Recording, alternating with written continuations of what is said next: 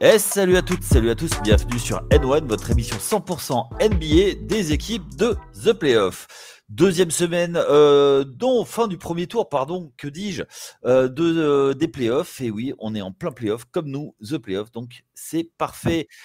Pour en parler aujourd'hui, j'ai deux de mes acolytes, un sur chacune des deux ailes. Je ne sais pas qui va couper au panier en premier, mais pour recevoir mes ballons de contre-attaque, c'est Chris. Salut Chris, comment ça va ? Salut Yannick, salut Raph, salut à tous et à toutes. À nouveau, très heureux de vous retrouver pour un nouveau podcast Playoff NBA. Donc, on a passé le premier tour, on a eu deux beaux matchs 7, on était plutôt contents là-dessus. On va en parler et là, on attaque les demi-finales de conf. Un joli programme encore cette semaine.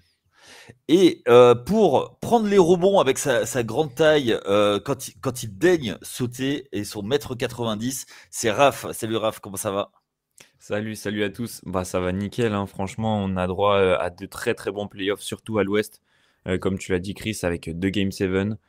C'est vraiment des playoffs passionnants et ravi d'être avec vous pour débriefer ça. Et oui, on va vous parler aujourd'hui donc de ces Game 7, mais également du deuxième tour, les demi-finales de conférence. Mais avant ça, on va vous faire quelques petits rappels d'usage, de nous suivre sur les réseaux sociaux, The Playoffs, n'hésitez pas, allez-y. Et également de suivre les podcasts des copains. Déjà, il y a Warm Up avec vous deux. Oui. Alors, quand l'épisode veut bien sortir, la semaine là, on est désolé pour ceux qui attendaient l'épisode autour du Grand Prix de Miami, mais voilà, il n'a pas pu sortir. Où j'avais encore une fois eu le bon pronostic en misant sur Oscar Piastri, vainqueur du Grand Prix. En plus, il a gagné tellement facilement.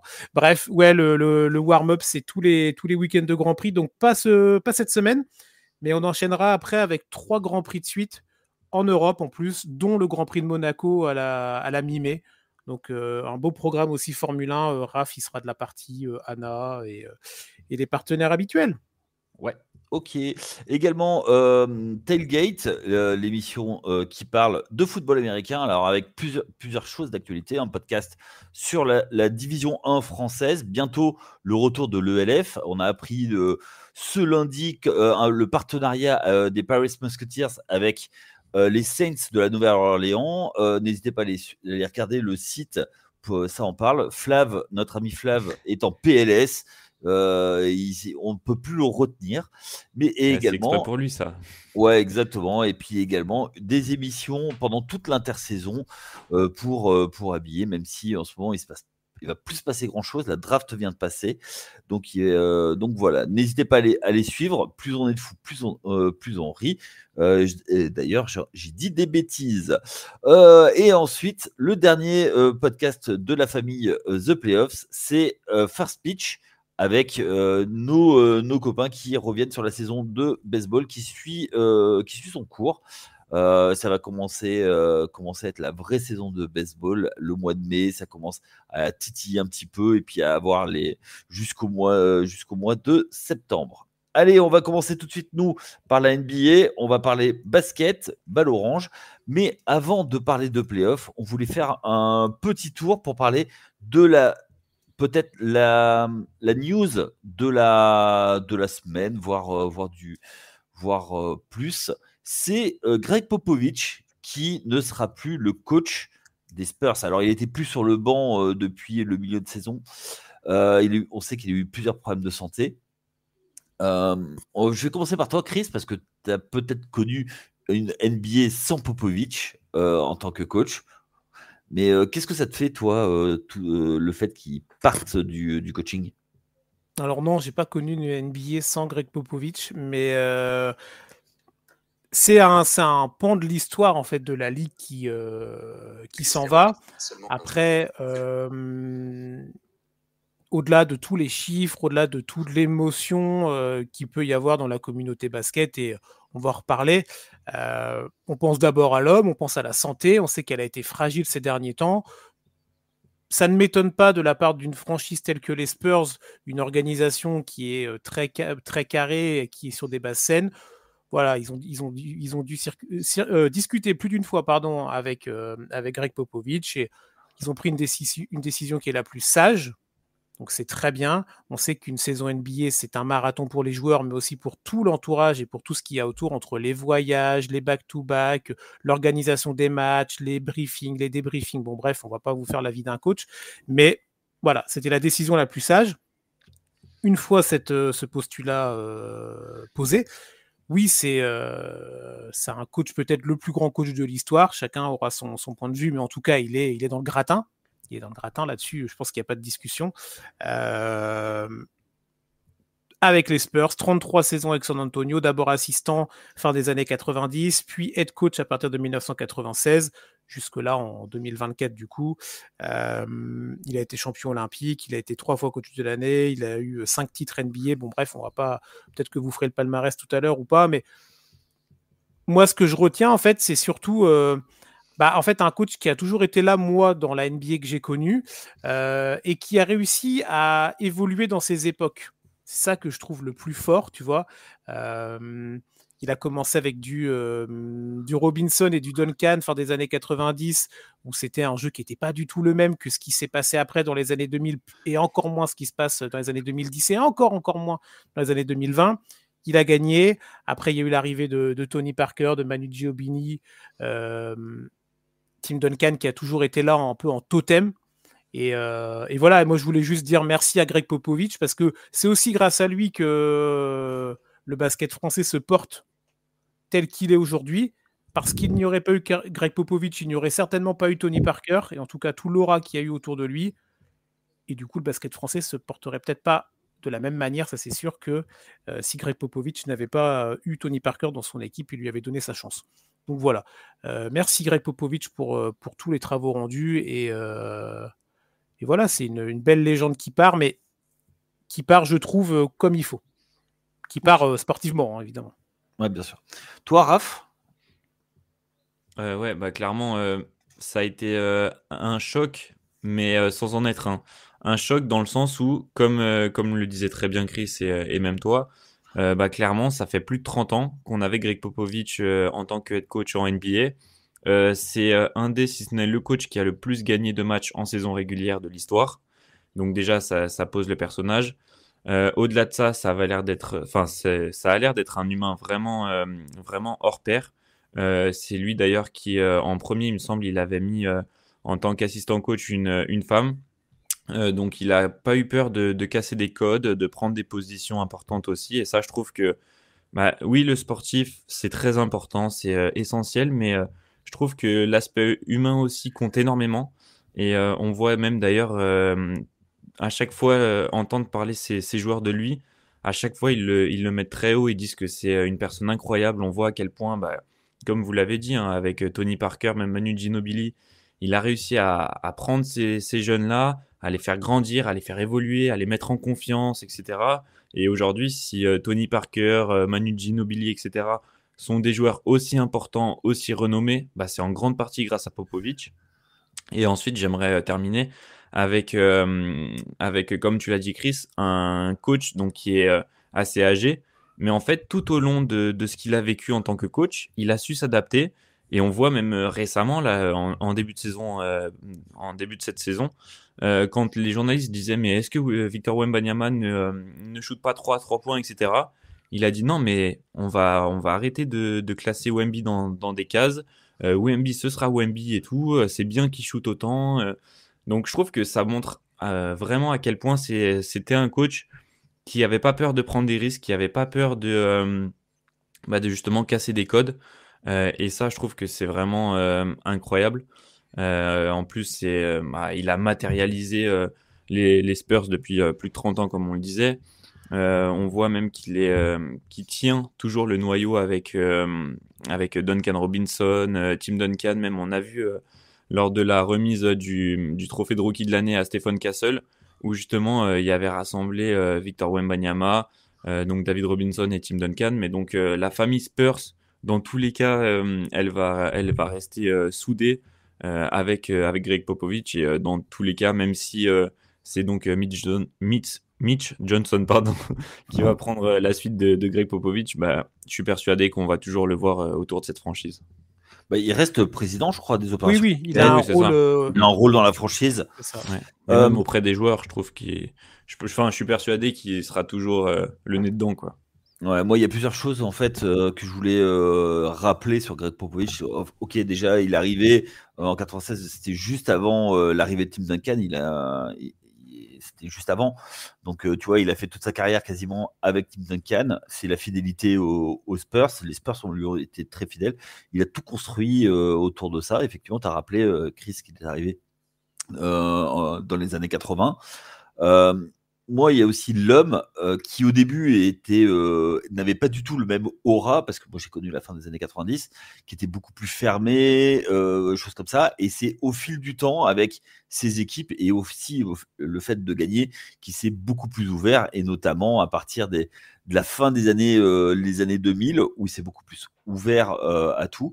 Et moi, il y a une chose que je voulais rappeler, c'est quand même que ce Greg Popovich, quand même, il a coaché alors que sa femme était malade. Il a continué à prendre le coaching et à s'occuper de sa femme en même temps. Et tous ses joueurs étaient au courant et ses joueurs se battaient et c'était vraiment quelque chose.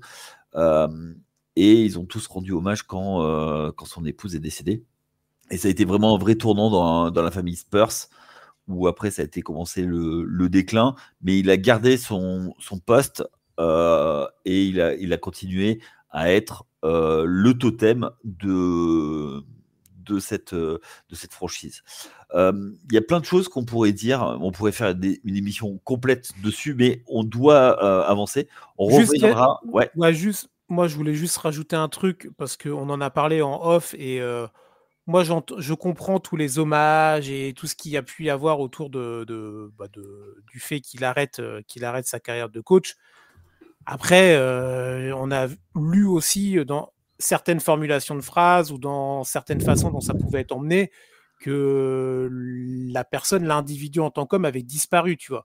Alors, je comprends que pour certaines personnes, que ça soit émotionnellement fort, mais comme l'a dit Raph, ça reste que du sport. Et c'est aussi pour ça que moi j'ai commencé mon propos en disant que la décision des Spurs de d'abord tenir à la santé de l'homme, c'était ça qui primait.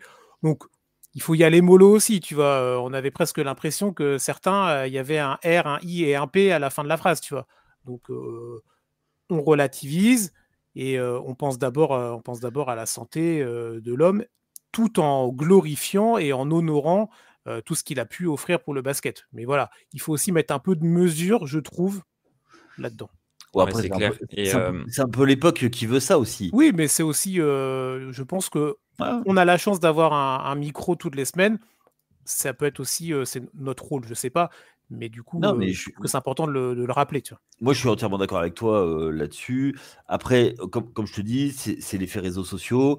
On en parle, mais tout le monde en fait des caisses pendant 3-4 jours. Tu verras que fin de semaine, à la fin de la semaine, Bien sûr. plus personne ne dira quoi que ce soit. Ou voilà. Donc, enfin, bon, bref. Oui, Raph. ouais, c'est clair. Et c'est vrai que je voulais juste préciser, je trouve que c'est une bonne chose, justement, que Greg Popovich arrête, quand on voit à quel point sa santé s'était détériorée sur cette année. On le sait, hein, il avait fait un arrêt cardiaque en début de saison. C'est d'ailleurs pour ça que Mitch Johnson avait pris sa place. Là, récemment, au restaurant, il avait eu encore une alerte et donc il avait été évacué par les urgences. Donc, clairement, comme vous l'avez dit au début de ce thème-là, clairement, c'était, je pense, le moment pour lui d'arrêter.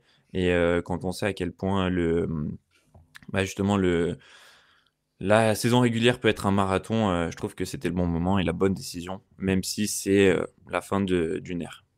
Ok, allez, je pense qu'on refera peut-être certainement un hors-série pendant l'été ou je ne sais pas. Mais en tout cas, une chose est sûre, c'est que il nous manquera et on va tout de suite enchaîner avec donc les matchs 7 avec beaucoup de choses à dire. On va faire par ordre chronologique. Les Spurs qui gagnent 120-101 face aux Clippers. Ah, les Nuggets, tu veux Ouais. dire. Oui, les Nuggets, Les pardon. Spurs, oui, on vient de parler de Ah Popovich. oui, mais excuse-moi. Mais des Clippers qui ont fait des Clippers, qui ont perdu le match 7 qui était revenu. toi, Chris, quand on a parlé, tu avais des choses à dire. Alors vas-y, je te lance. Vas-y, tel ton idole LeBron qui va aller tout seul face à un panier vide. Tu vas aller pouvoir mettre un gros dunk dessus parce que bon, un LeBron, hein, on sait qu'il est capable que de ça maintenant. Mais enfin bon, bref, vas-y. T'arrives même à placer LeBron alors qu'on va défoncer les Clippers pendant le prochain quart d'heure. C'est magnifique. Alors on va faire un peu plus vite parce qu'on va a plus vite. Oui. Ben, oui. Non, mais en fait, j'ai regardé le match, alors pas en direct, mais dimanche matin, tranquillement, posé là. Début de match plutôt sympa. Tu te dis, tiens, va y avoir un match-up intéressant. Les deux équipes se tirent la bourre. Il n'y a pas trop d'écart et tout. Et là, une faillite mentale, mais absolue de la part des Clippers. Et en fait, c'est vrai que, tu l'as dit un peu, Yannick, c'est en fait l'ADN de cette équipe. T'as beau changer la salle, t'as beau changer le proprio, t'as beau changer le logo, t'as beau changer les joueurs, t'as beau mettre des champions NBA, t'as beau mettre des MVP, des machins, tout ce que tu veux, c'est Choke City, tu vois. C'est fou à quel point cette franchise, c'est une franchise de la loose. Il y en a dans tous les sports, en NBA, il y en a, mais alors les Clippers, c'est quand même, c'est dingue. Alors, et moi, ce que j'ai trouvé plus consternant en fait là-dedans, c'est vraiment en fait cette faillite psychologique et mentale. T'as eu l'impression en regardant, alors ils ont pris le run, mais en NBA, en sport, tu peux te prendre des runs. Et là, encore plus en NBA avec l'autre des 3 points, où ça peut aller vite. Tu te prends 3-4 points à la suite. Bon, bah voilà, tu t'es mené de 15. OK. Mais en fait, tu peux revenir. Tu vois, il suffit que tu aies un mec sur le banc ou à la mi-temps qui te disent, bon, allez, les gars, va falloir un petit peu rentrer dedans, va falloir se remotiver, va falloir remettre le short et y aller. Mais là, en fait, tu as eu l'impression que tout de suite, ils étaient, d'un point de vue langage corporel, c'était une catastrophe à voir, en fait. Et tu avais l'impression qu'ils acceptaient la défaite et qu'ils acceptaient leur sort, en fait. Et c'est ça que je trouve le plus grave sur ce match-là et que je trouve grave pour la suite et déjà pour la saison prochaine, en fait, du côté des Clippers. Parce que, en fait, on avait dit oui, c'est des vétérans, c'est des mecs qui connaissent le chemin.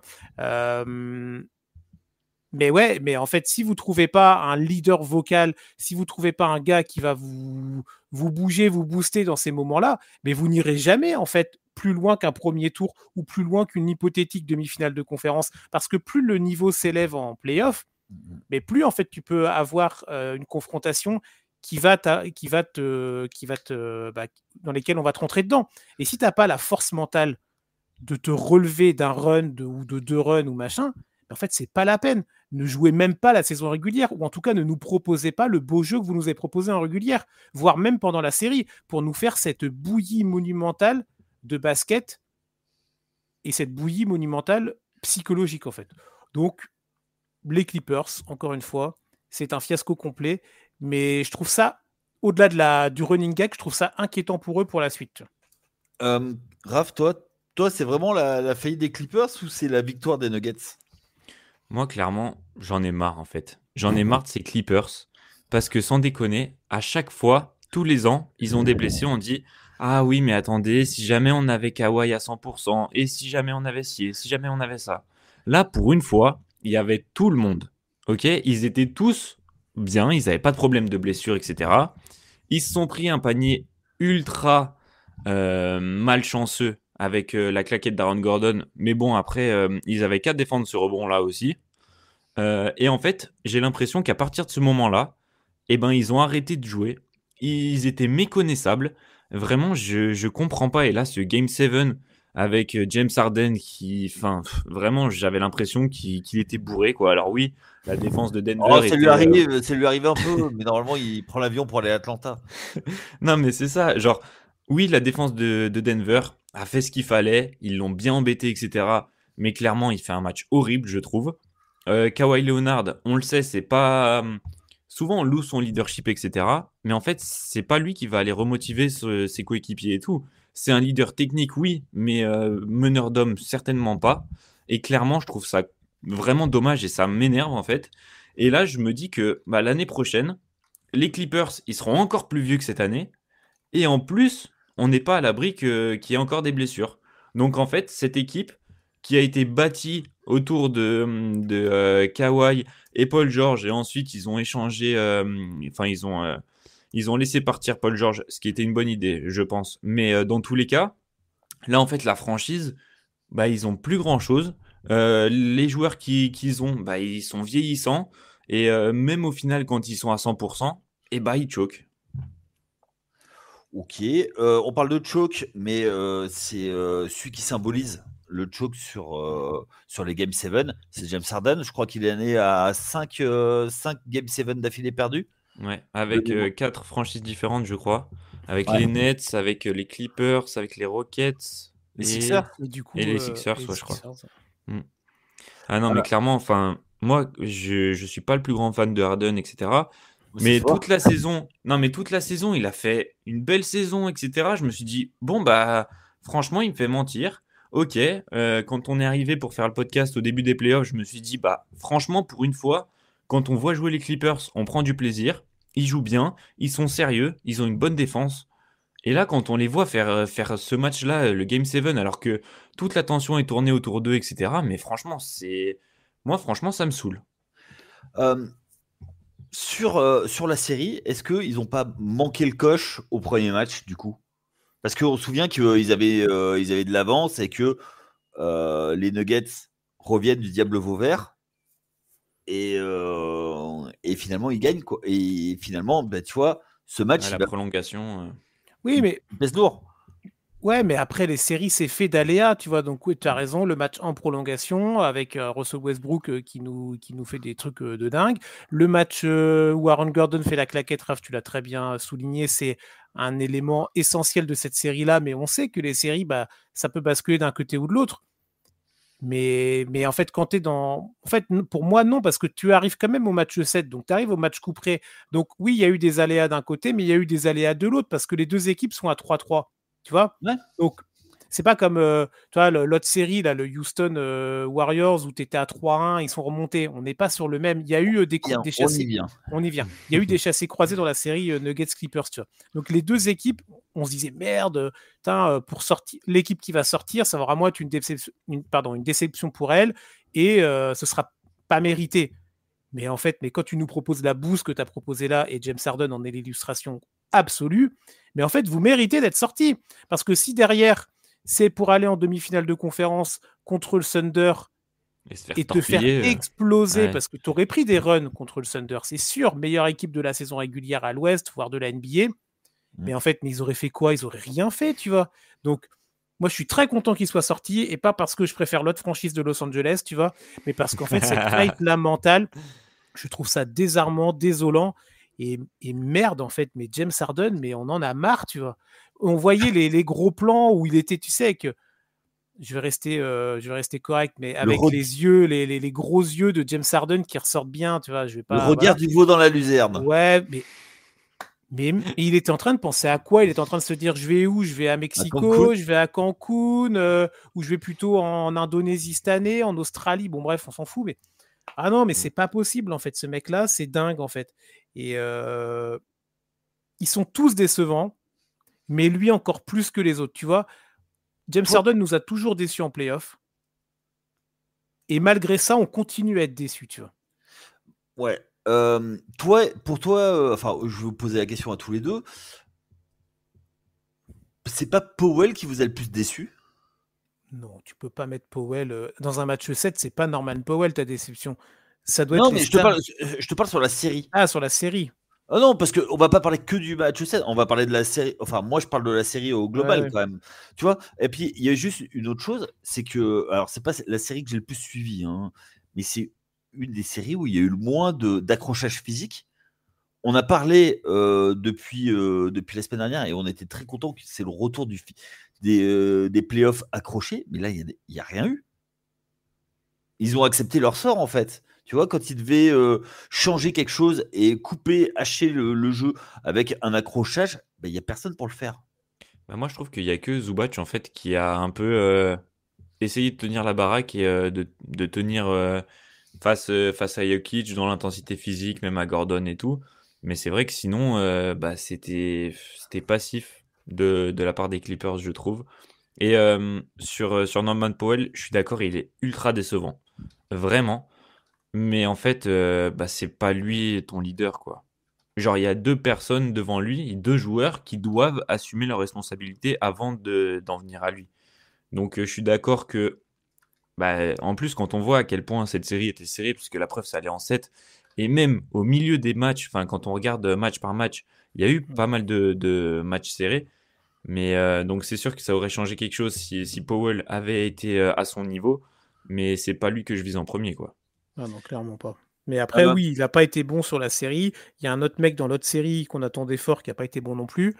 Mais non, moi, c'est pas du tout Norman. Tu vois, dans la liste des fléchettes que je vais envoyer sur le mur des Clippers, Norman Powell, il est loin d'être prioritaire. Tu vois. Ok. Puisqu'on parle des Clippers, vous, les gars, est-ce que Tyronn Lue est en danger? Je pensais pas que cette question viendrait avant le début des playoffs. Et finalement, moi je pense que oui en fait.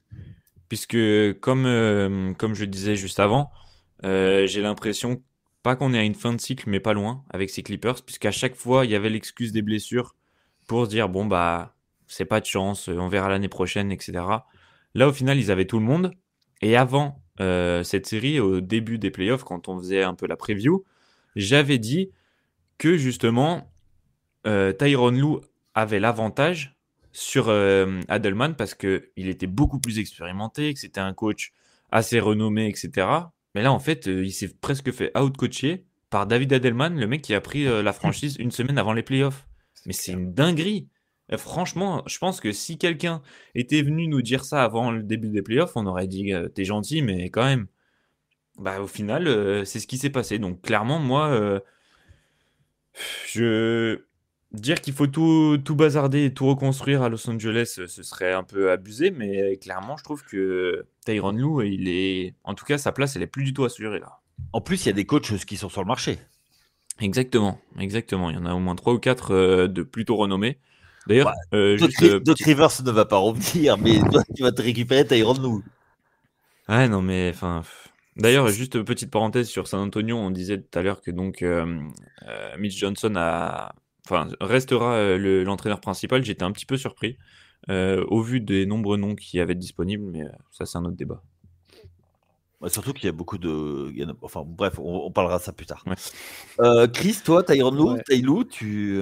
Moi, je fais partie de ceux qui le défendent régulièrement en tant que meneur d'hommes.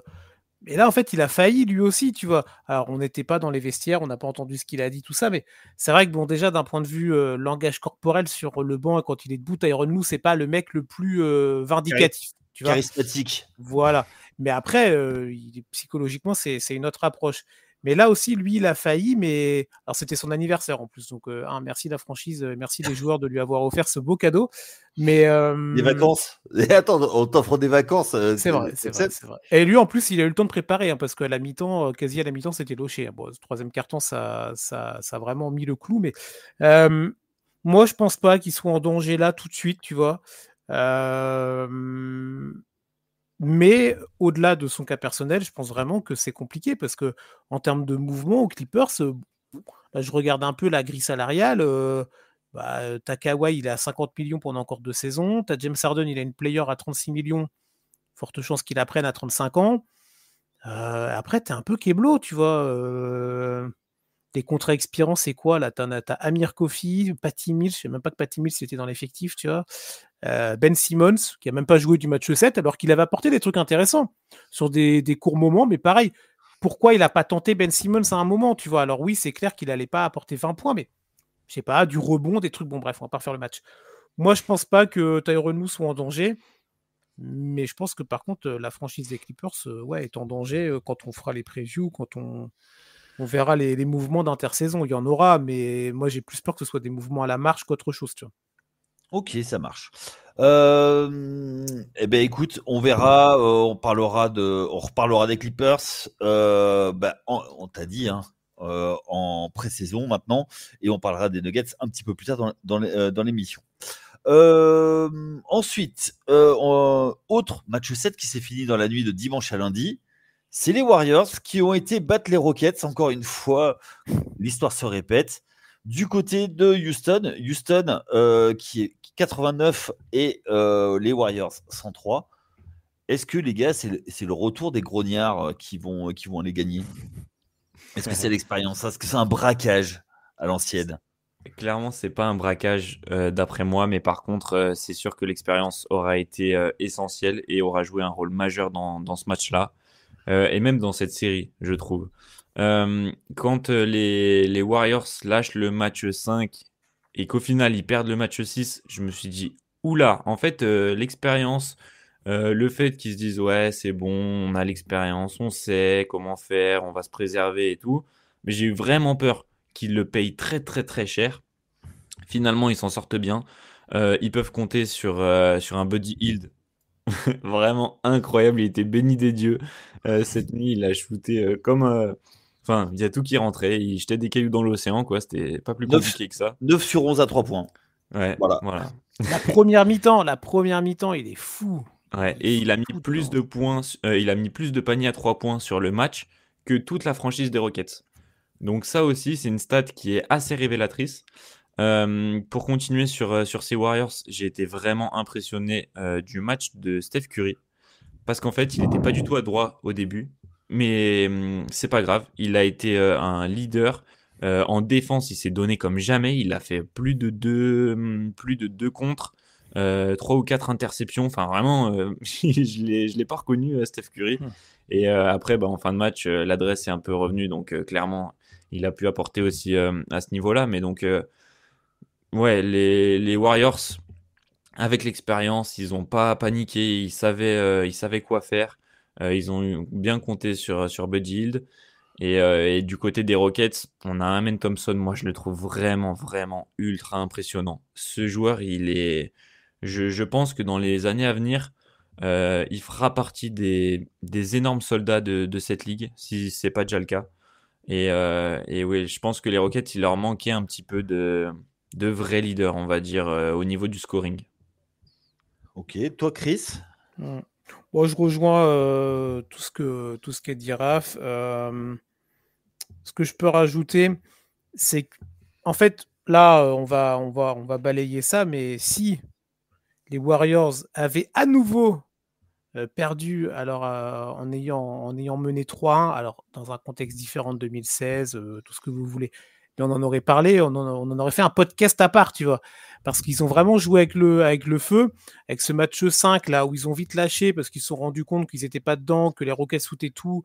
Ils se sont dit, bon, allez, on se green cartouche, mais le match 6 est à la maison, donc on va assurer là. Ouais, ok, mais si vous assurez pas, les gars, en fait, ce qui vous attend, c'est un match 7 à l'extérieur. Et heureusement que l'attaque de Houston, globalement, a quand même pas été bonne. Ils en ont mis que 89 sur ce match-là. C'est pas terrible pour une équipe qui a fini deuxième de la conférence Ouest, faut-il le rappeler. Donc, ils s'en sortent bien. Oui, l'expérience, mais parce qu'aussi, en face, surtout, il y a l'inexpérience des Rockets. C'est une équipe jeune, limitée sur certains aspects au niveau du jeu. L'exemple le plus fort, c'est Jalen Green, tu vois.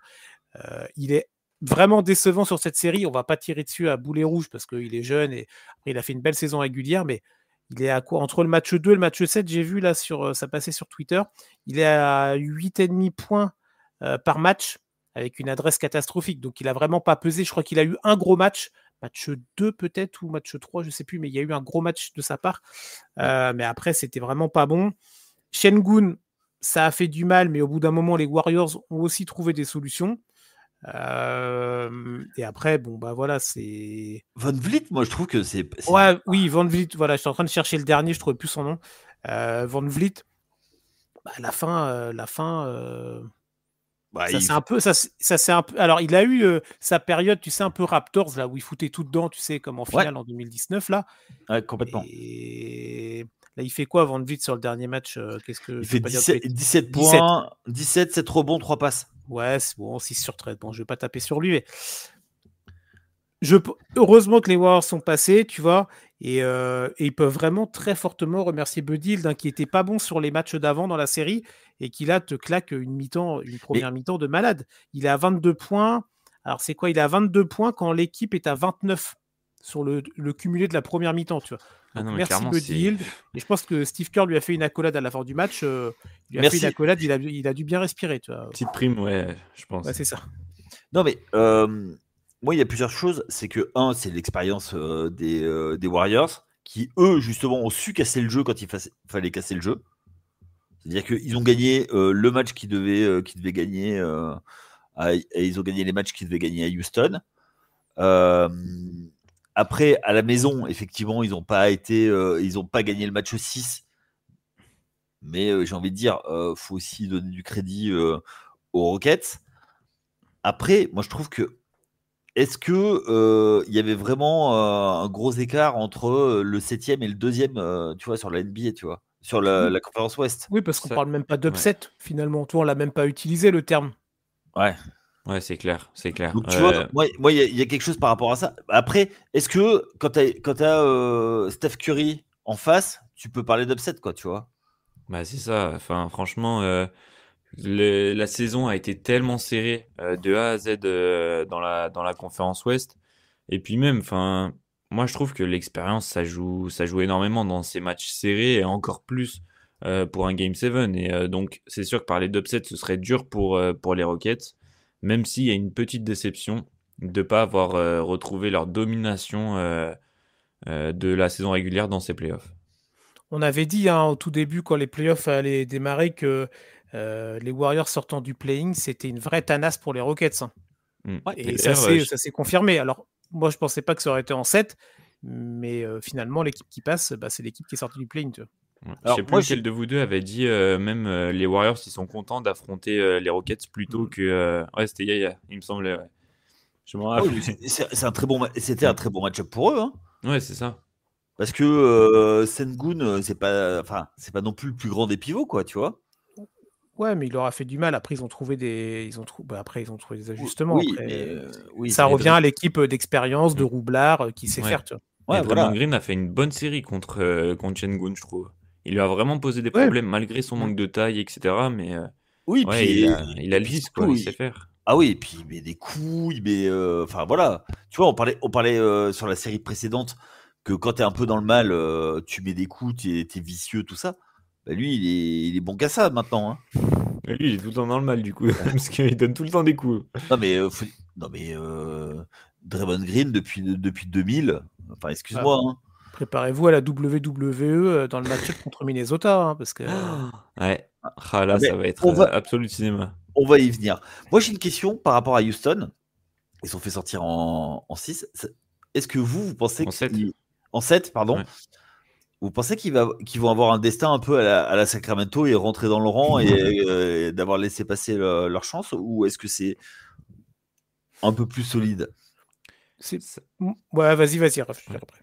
Je pense que ça va dépendre de la façon dont ils gèrent cet effectif. Si à la façon de Sacramento, ils misent sur la continuité, etc. Ah non, c'est pas un bon exemple. Dans je croyais que si t'allais dire, bon, bah allez, on va prendre que des anciens de Chicago. Allez, hop, allez. Non, mais ouais, si à la façon de Sacramento, ils misent sur la continuité, etc., je trouve que c'est vraiment un danger. Parce qu'en fait, on voit que cet effectif, alors il est bien, il est profond, etc., mais il manque quand même un gros scoreur, je trouve, et surtout sur les lignes arrière, au final. Alors, si jamais ils ont l'opportunité, KD ou Giannis, je pense qu'ils vont essayer de le faire. Mais je pense que vraiment renforcer ce backcourt, ça peut être essentiel, puisqu'on voit Van Vliet, il est vieillissant. On sait, il a toujours été petit, mais il compensait par justement un peu de vitesse, etc. Mais là, au final... il est de moins en moins rapide et je trouve qu'il est plus si dominant que ça. Ouais, mais il est playmaker. Cet effectif, il a besoin d'un playmaker. Tu as parlé de Thompson. Du coup, si tu mets un joueur dominant sur le poste 1, tu coupes Thompson, quoi. Thompson, il est pas du tout meneur. Il joue poste 2 ou 3 ou 4. Voilà. Enfin, il peut jouer n'importe où. Mais justement, comme ça, tu lui laisses beaucoup plus de création et lui, il avait plus en gestion du tempo. Mais Parce que Thompson, je le vois pas assez en créateur, en fait. Pour moi, c'est un excellent soldat combatif. Il peut mettre des gros tomards, etc. Ça, on le sait. Mais dans la gestion du match, etc., dans le playmaking, je le trouve. Enfin, moi, au début, là, quand ils ont été draftés, on disait les frères Thompson, c'est des meneurs ou poste 2, mais pour moi, clairement pas, en fait. Dans l'utilisation et leur jeu, je trouve que par exemple, je vais faire une analogie qui est peut-être un peu dure pour eux, alors que je les adore, les frères Thompson, mais c'est plus dans le profil des Gary Payton 2 en bien meilleur, quoi, ok. dans le profil. Donc ouais, je pense qu'un Devin Booker, par exemple, bah, ça peut être la recrue idéale pour ces Rockets. Et donc, tout Ça ça serait du pour bonheur à répondre à Devin ta Booker. question, si jamais il reste comme ça, bah, ça peut. Enfin, le soufflet peut retomber. Mais s'ils font un gros move cet été, en plus, ils ont tout ce qu'il faut, hein. Ils ont des joueurs à potentiel, ils ont des pics. Donc, ça pourrait être vraiment intéressant. Toi, Chris? Hmm.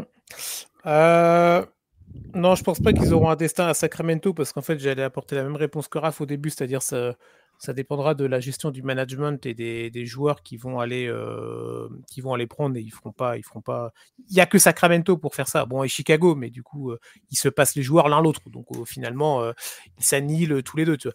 Mais non, non, je pense que ils vont vouloir continuer à développer aussi en interne parce que voilà, Van Vliet, ok, 31 ans, c'est une team option hein, pour l'année prochaine, donc on va voir si elle sera levée ou pas.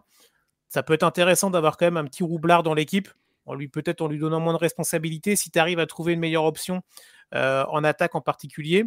Le reste de l'effectif est cohérent. Il faut quand même juste faire un petit point sur Rich Shepard. Ouais, Énorme déception, troisième choix de draft, ou en tout cas ouais, top c'est 5, ça, c'est sûr. troisième. Ouais. Troisième, ouais. Catastrophe en fait, ce mec-là. À voir si c'est un flop là ou si c'est un flop qui se poursuit. Mais bon, là, du coup, tu peux pas te dire je vais développer sur ce mec-là parce que pour l'instant, il a pas montré grand-chose, voire rien du tout. Mais c'est sûr qu'en saison, Euh, ils lui ont pas trop fait confiance. Bah ouais, mais en même temps, peut-être parce que le mec aussi, il a pas montré ce qu'il fallait pour donner confiance à Mm. à son coaching Ouais, staff. Et complètement. juste, moi, je termine là-dessus. Je pense qu'ils ont aussi une base saine de joueurs, globalement. Il manque peut-être un ou deux ajustements, je te rejoins. Mais ils ont une bonne base aussi au niveau du coaching, parce que Ime Udoka, malgré l'histoire à Boston, il a retrouvé une place en NBA sur un banc à Houston, et il gère plutôt bien son effectif. Et bah pour preuve, ils ont fini deuxième de la conférence Ouest, alors que la conférence Ouest, c'était la jungle toute la saison. Donc tu finis pas deuxième par hasard, c'est que tu as du talent, c'est que tu as un bon noyau, c'est que tu es solide sur tes appuis, on va dire ça comme ça. Il manque deux, trois petits trucs, mais non, ça peut être une équipe qu'on peut revoir très régulièrement en playoff et en tout cas dans les hauts rangs de la NBA, mais on sait aussi tellement que d'une saison à une autre, ça bouge que bon, ce qu'on va dire là, peut-être qu'en novembre, on reviendra dessus, on dira ah ouais d'accord, mais entre-temps machin est parti, lui il a été changé et c'est Kevin Durant qui est arrivé contre 3 joueurs et 5 pics et en fait Kevin Durant il s'est encore pété donc Houston ils sont 12e, tu vois. Je te dis n'importe quoi mais ça va tellement vite la NBA aujourd'hui que Je suis assez d'accord. Non, moi, malgré tout, tu vois, les Rockets, moi, je les ai toujours regardés du coin de l'œil.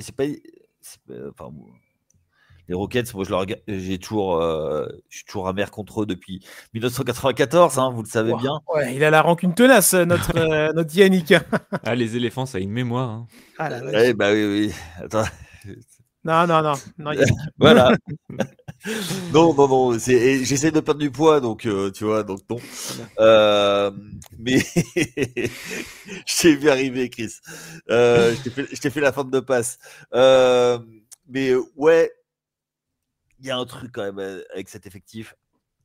Il y a quelque chose à faire, mais il se manque. On parlait des Clippers, mais les Rockets, c'est un peu toujours pareil. Tu vois, ils ont fait ça pendant des années. Là, ils ont un coach, effectivement. On va voir ce que ça va donner, mais effectivement, il y a des ajustements à faire. On va voir. Après, face aux Warriors, la marche était peut-être un peu trop haute. Ils seraient tombés sur quelqu'un d'autre. Ouais, pourquoi pas. Ça aurait pu être jouable, tu vois, de passer un tour. Et ça aurait validé la bonne saison. Là, du coup, on reste sur une note amère et surtout la façon dont c'est fait, quoi. Donc voilà. Amer Thompson ou Non, bon, non. non, non, Amen. Ah. Ah, non, non, Ah, non. mais il y a que toi. En fait, non, pardon, il y a que toi pour les vannes. Et nous, c'est l'analyse et la tactique, tu vois. Pardon. Ouais, c'est vrai. Non, non, non, non, mais Il est pas corporate, hein.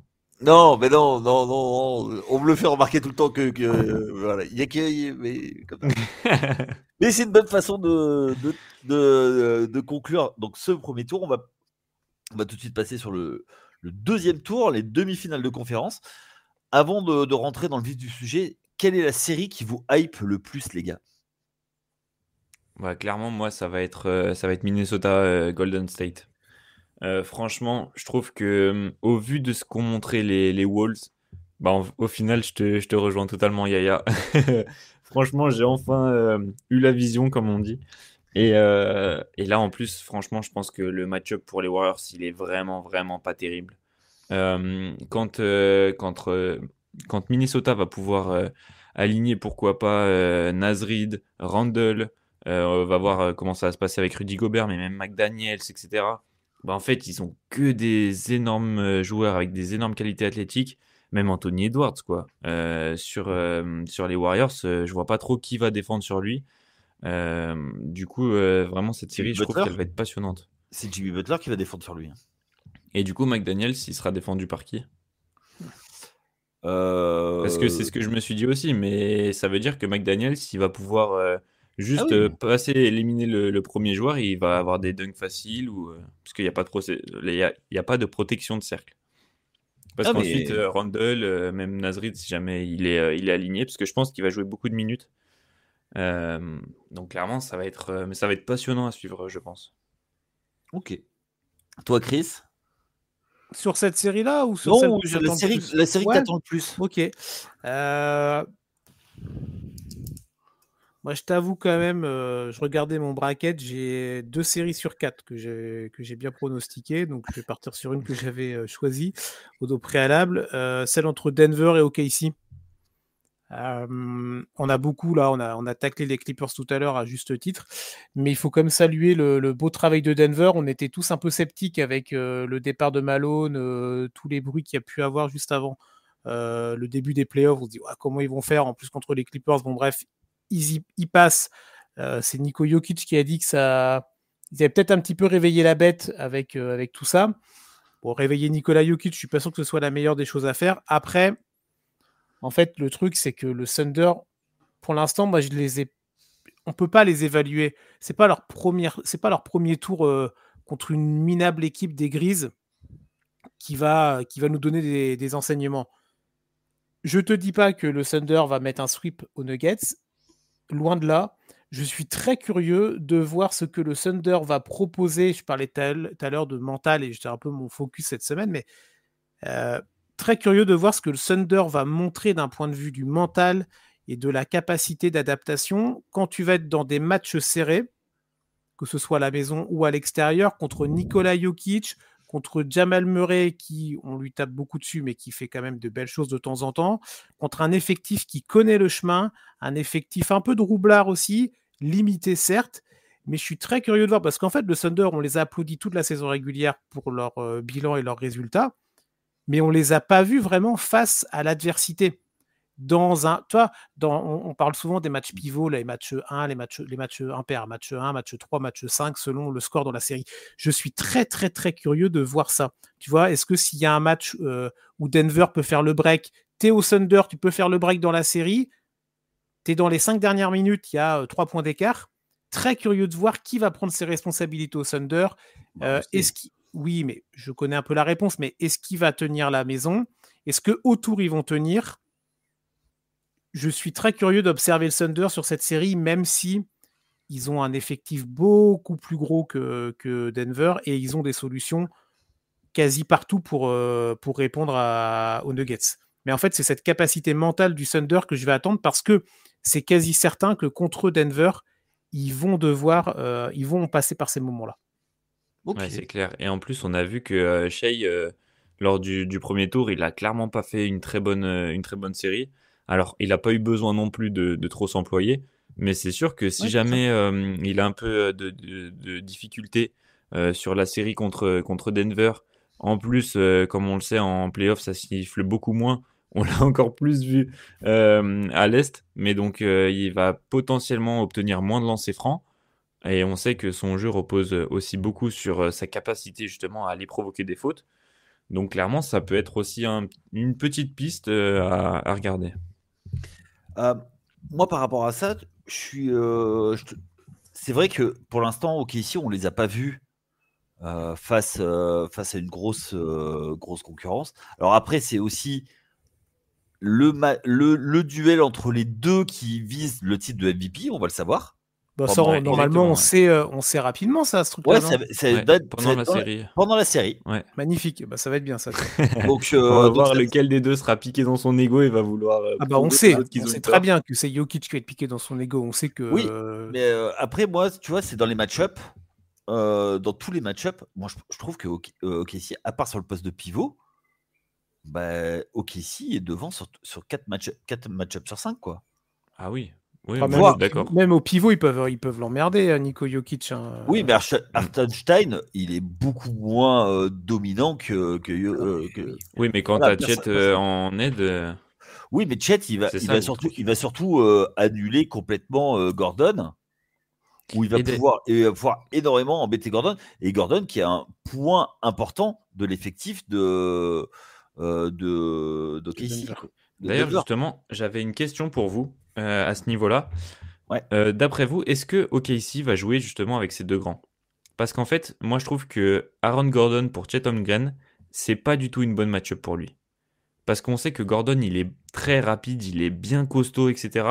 Chet, bah, il a le défaut de ses qualités en fait. Comme il est très grand, bah, il a un petit peu du mal à se déplacer rapidement. Oui, mais il a des grands bras. Au contact, il est moins solide. Et donc, je trouve que le jeu de Gordon, bah, ça va pas très bien avec Holmgren. Mais donc, est-ce que ce serait plutôt un Hartenstein qui va aller défendre sur Gordon et Jokic qui sera défendu par Holmgren, ou alors est-ce qu'il passe à un seul pivot, ou comment vous le voyez, toi enfin, t'en penses quoi, toi? Alors moi, tu vois, quand tu as un match-up d'un côté, tu l'as de l'autre côté aussi. Bien sûr, ouais. Donc déjà, tu pars avec ce postulat. Donc qu'est-ce que tu préfères? Moi, je pense que Holmgren peut plus poser de problèmes par sa taille et que Gordon. Et pourquoi? Parce que il est grand, mais surtout il a des grands bras qui peuvent gêner l'arrivée des passes de Jokic. Parce qu'en fait, le truc, c'est que Gordon est nourri par Jokic. Donc Ah, bien sûr, ouais. si tu empêches la passe justement avec les grands bras, bah tu as résolu une partie du problème. Le but, c'est que Gordon n'ait pas la balle. Tu coupes Gordon de la balle, et ça, justement, avec les grands bras, et il est capable d'aller jouer loin du cercle, où Gordon va vouloir récupérer les balles. Donc, du coup, moi, ça m'inquiète pas tant que ça. Et, effectivement, et comme tu l'as dit, ils peuvent, par certaines séquences, alterner et changer de philosophie de jeu ils ont plus de enfin, j'aime Ils pas ont ce plus terme de d'armes. versatilité, mais ils ont plus d'options. Ouais. Ok, ici, justement, par rapport à ça. Si ça marche pas, effectivement, ben, ça se relaye sur Jokic, et après, tu changes et tu mets, par exemple, des Williams Ouais. sur Gordon. Ok. Moi, Ouais. ça me dérange pas. T'es d'accord, Chris, toi? Ouais, mais j'ai pas de réponse. En fait, j'ai pas de réponse binaire, tu vois, à ce genre de questions, parce que maintenant ça change tellement. Il y a des switches partout. Tout le monde. Alors, je vais pas dire que tout le monde peut défendre sur tout le monde, mais tu as beaucoup de postes maintenant. Tu peux avoir des prises à deux. Tu vas avoir des défenses qui vont s'ajuster.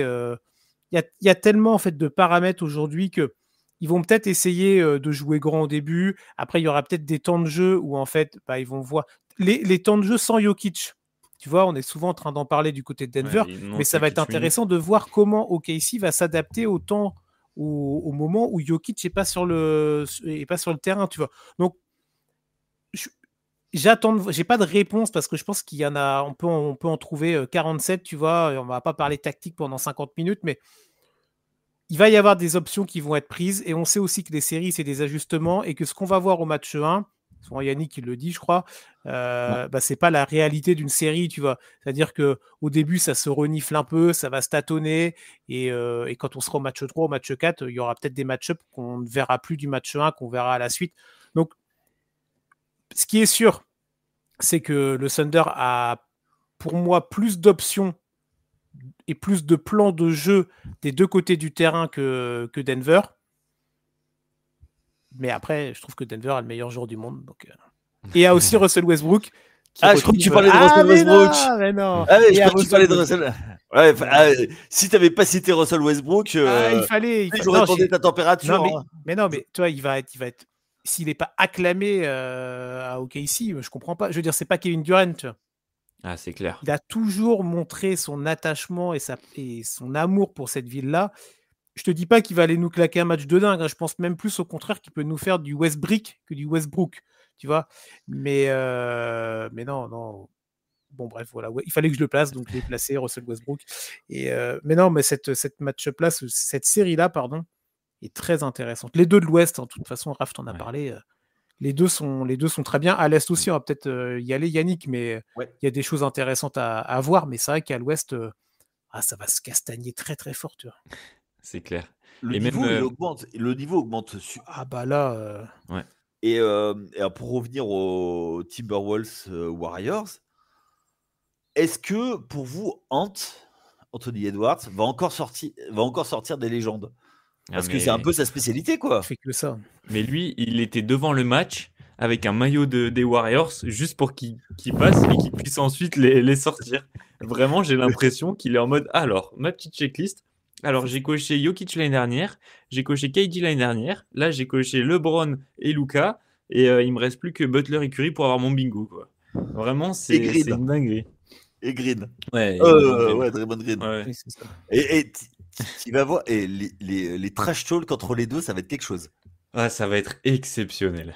Et Jimmy Butler contre Minnesota, les gars. Ouais, c'est vrai. Retour à la maison pour Jimmy. Oui, mais là, par contre, il y aura plus personne de l'équipe. Ouais, c'est ça. C'est ça le truc, c'est que l'équipe a trop changé. Ouais, mais je pense que Butler, tête de con comme il est, lui, c'est pas l'effectif qui verra, c'est le nom qui a marqué sur le devant du maillot, tu sais. Ouais. C'est vrai que niveau rancœur, il est pas mal aussi. They choose Harris over me. Tobias Harris over me. Ouais, voilà. Celle-là va être folle aussi. Mais après, j'ai peur que, tu vois, cette série-là soit plus courte que la OKC Denver. Je pense vraiment que les Wolves peuvent manger les Warriors. Ah ouais, mais là, Yannick, tu nous as tous embarqués dans ton train Minnesota. Tu vois. Ah ouais. Là, je suis obligé. Mais là, et ça m'emmerde parce que tu sais très bien que j'adore Curry et compagnie. Ouais. Et ça me paraît compliqué sur une série d'aller les fumer, ces Wolves. Ils sont vraiment relous, tu vois. Avec ce qu'ils ont montré contre Los Angeles, franchement. Ouais, mais moi, il y a un match-up dont on n'a pas parlé sur cette série. Et j'ai pas confiance en Finch.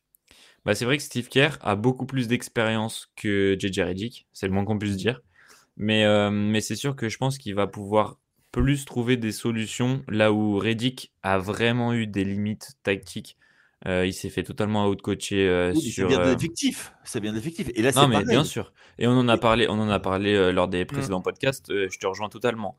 Mais je pense quand même que Steve Kerr a beaucoup plus d'éléments, même dans son roster en fait. Je trouve qu'il a beaucoup plus d'options pour. On l'a vu même là sur la série face aux Rockets sortir Kevon Looney alors qu'il a presque pas joué de la saison. Quentin Post, il a un peu moins joué. On l'a vu aussi remettre un peu de Gary Payton 2. T'as Kuminga qui peut apporter un peu. C'est ça, exactement. Il peut ressortir du bois, ce mec-là. Et en plus, dans une série physique, il peut apporter.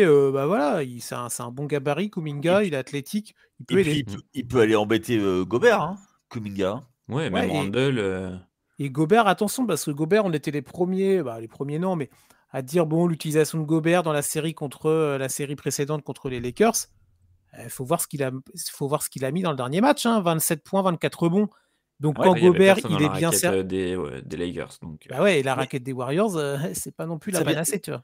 Ouais, mais tu vois, s'il y a du game plan, mais ils n'ont pas intérêt. En fait, ils n'ont pas trop intérêt à forcer dessus dès le début de la série. Non, mais ils savent que s'ils le cherchent, ils vont le trouver. Preuve en est son dernier match, tu vois. Exactement. Mais en fait, si tu fais ça, ça veut dire que derrière, tu forces un ajustement du côté des Warriors et pour le sortir de l'équation. C'est-à-dire qu'ils vont jouer avec Green en 5 qui va passer son temps en zone défensive pour que Gobert ça serve à rien, en fait. Tu vois. Ouais, mais après, voilà, sur un match, une mi-temps, tu vois. Tu as un Gobert à 15 points à la mi-temps ou 17 points, bah, tu prends, tu es content dans un match, tu vois. Ah Quitte bah à oui, faire c'est un clair. ajustement en deuxième Mm. période. Hein. Et tu Oui, mets bien du sûr. Reed, c'est relou, tu vois. Ouais, complètement. Complètement. Moi, de mon côté, ça va être plutôt à l'Est, puisque vous avez choisi New les. York. Le problème, c'est que cette série va aller très très vite, à mon avis. New Et York, Boston. ah ouais. Ah ouais, ok. Parce que justement, on l'a dit plusieurs fois, Sweep ou 4-1, tu vois. Ils ont gagné 0 match contre eux depuis des années. Mm. Ils ont même rien gagné contre les grosses équipes cette saison, hein, Ouais. les Knicks. Hein. Ils ont un Ouais. 0-8 ou 0-10, je sais plus, mais catastrophique. Ouais. Après, c'est Et- les playoffs. Comment est revenu Jason Tatum? Parce que tu sais, on sait qu'il s'est fait taper le sur poignet, ouais. le poignet. Et puis Thibodeau et les ajustements, moi c'est ça en fait le truc. Moi la seule chose que je voudrais voir c'est des vrais ajustements. Deuce McBride a fait un très mauvais premier tour et en sortie de banc et il faut qu'il fasse une bonne série. En fait, faut que New York soit à 110% et que les Celtics n'y soient pas en fait, soient pas à 100%. C'est la seule façon de prendre un voire deux matchs. Il y a trop d'écart et j'ai bien peur que ça sonne le glas de Tom Thibodeau. Donc pour moi c'est la seule chose. J'y crois. Je pense que parce que je suis fan et que enfin non, j'y crois pas, je l'espère, mais j'ai très très peur pour cette série. Après de l'autre côté de l'Est, quand on enregistre donc lundi, on sait que les Pacers ont déjà été gagnés du côté de Cleveland et Ouais, énorme Cleveland, surprise, hein. Franchement, de mon côté, Cleveland fait du Cleveland. ouais, mais franchement, j'ai été vraiment surpris. J'ai regardé le match. Après, il faut dire que vraiment, les Pacers ont eu une adresse au tir, notamment Nembhard. Je sais plus, il finit à 9 sur 11 ou non, non pas 9 sur 11, 6 sur 8 ou je sais plus combien. On va les Mais regarder. enfin, franchement, au global, les Pacers ont eu une énorme adresse, notamment à 3 points. Et ça a vraiment fait mal aux Cavs. Et au contraire, les Cavs qui ont une énorme réussite à 3 points sur toute la saison, là, ils ont été complètement à côté dans cet aspect du jeu. Donovan Mitchell, il fait un énorme match. Mais au tir, je crois qu'il est à 1 sur 10 à 3 points. Donc, Moi, enfin, 1 sur 11 à 3 points, 1 Mitchell. sur 11, ouais, voilà. mais Et du coup, est-ce qu'on Nembhard, est, il a combien? est encore surpris? Nembhard, il est à 7 sur 10 au global et 5-6 à 3 points. Ah, 5-6 à 3 points, voilà. En fait, l'intérêt de ce match, c'est de voir si Donovan Mitchell peut amener les Cavs en finale de conf. Ouais, bon, après, Ouais. Raph, t'es là depuis moins longtemps que Yaya et moi, mais nous, ça fait un bail qu'on dit ça. Déjà, tu sais, avec du Mitchell à l'époque du Jazz, on s'est Moi, toujours posé la un de mes tout premiers premiers pods, pardon, c'était l'arrivée aux Cavs, justement. C'est notre Madeleine de Proust un peu à nous, Donovan Mitchell, tu vois. Et ouais, ça va être un vrai test. Et après, Indiana, ils se devaient d'aller prendre un match là-bas. Ils ont pris le premier, c'est souvent le cas, tu vois. À Cleveland, ils avaient un peu déroulé le premier tour pépouze. Bon, bah là, Indiana, eux, ils sortent d'une bonne dynamique, là, où ils ont été tapés tes Bucks, machin. C'était un peu. Ça s'écharpait fort. Donc, ils sont restés sur leur belle dynamique. Bravo à eux. Je pense pas que ça va jouer, ça va changer le visage complet de la série. Mais parce que je pense que Cleveland, sur une longueur, va faire le taf. Mais ça rajoute un peu de piment à cette série, mais qui par contre ne m'intéresse mais pas du tout en fait. Cette partie-là de tableau ne m'intéresse pas, mais c'est très personnel. Hein. De quoi? De l'Est? Ah, cette partie-là, non, le Knicks Boston, moi je l'avais mis dans mon bracket, donc j'ai hâte de le voir, mais on pourra en reparler vite fait. Mais non, moi, ce Indiana Cleveland, on va le regarder, on va suivre parce qu'il faut le faire et parce que voilà, c'est pour pouvoir en parler correctement avec les gens qui nous écoutent. Mais je t'avoue que c'est pas les matchs sur lesquels je vais me lever la nuit pour regarder, tu vois. Complètement. Après, moi, il y a un truc, c'est que, encore une fois, Indiana, ils sont extrêmement bien coachés. Rick Carlisle, on n'en parle pas assez, mais le gars, il a amené Dallas au titre de champion. Et c'est un sacré coach quand même. Hein. C'est un sacré coach et surtout, ils ont un effectif très complet en fait. Enfin, franchement, la rotation, je sais pas, ils sont à pas loin de 10 joueurs en fait. Parce que en sortie de banc, ils ont Topin, ils ont Shepard, ils ont McConnell, ils ont Mathurin. Mathurin.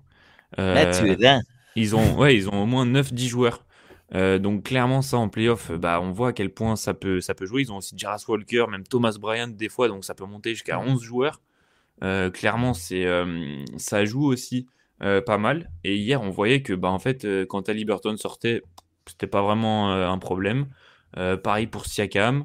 Enfin, en fait, j'ai l'impression que même si les supposés stars de cette équipe, ils sont pas au rendez-vous, c'est pas grave parce qu'il y a tellement de joueurs qui peuvent faire des choses que en fait, ça continue de bien jouer.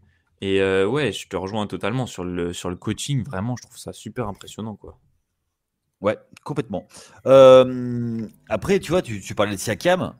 Pour moi, c'est un peu c'est le gars qui a fait monter le plancher depuis qu'il est arrivé à Indiana, quoi, tu vois. Ah, mais complètement. Des deux côtés du terrain, il est vraiment sous-coté, je trouve.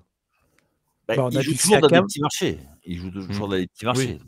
Non, mais le Siakam de Toronto, faut rappeler, c'était une vraie bestiole, très relou Ouais. des deux côtés du terrain. Et si Indiana est parti le chercher, c'est pour le retrouver. Mm. Et ça va vraiment être le mec à suivre pour moi du côté d'Indiana, Haliburton et compagnie évidemment. Mais pour moi, Siakam, c'est ça la bascule.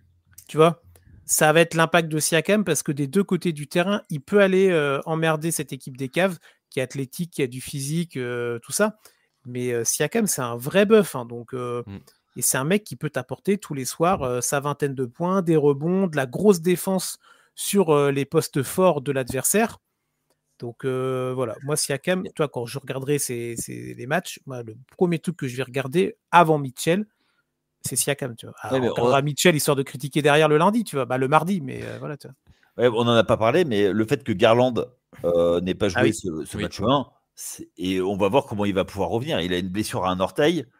Ouais, ça peut être relou, ça. Ouais, et exactement. Ça s'est vu son absence hier. Hein. Autant face au Heat, clairement, comme il n'y avait pas trop d'adversité, ça s'est pas vu. Mais là, Mitchell, il était un peu seul au monde parce que pour mener cette attaque, moi, j'ai vraiment trouvé qu'il faisait un bon match. Même si son adresse était vraiment cata au tir de loin, mais dans la pénétration, même son langage corporel et tout, je l'ai trouvé vraiment impressionnant. Moi, vraiment, c'est un joueur que j'aime beaucoup déjà. Et hier, je trouve qu'il fait un gros match. Et sans lui, les Cavs prennent vraiment une fessée, je pense. Mais c'est sûr que là, le fait de ne pas avoir Garland, ça l'empêche d'avoir un peu de soutien dans la création. Ouais, et puis Mitchell, du coup, il est un peu plus surveillé. Ah bien sûr, oui, c'est clair. Ouais, totalement. totalement. On est d'accord. Hein. On est entièrement d'accord. Vous, comment vous voyez la suite de cette série? Vous voyez toujours au coude à coude, ou est-ce que vous voyez plutôt